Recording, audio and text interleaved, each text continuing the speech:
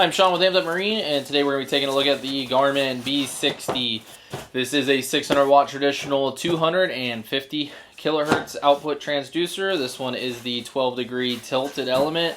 It is offered in 0, 12, and 20.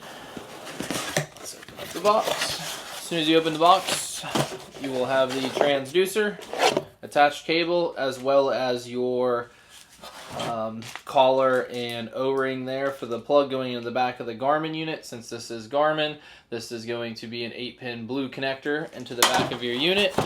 And then you will also have your installation instructions and your hull gasket inside that box. And the transducer itself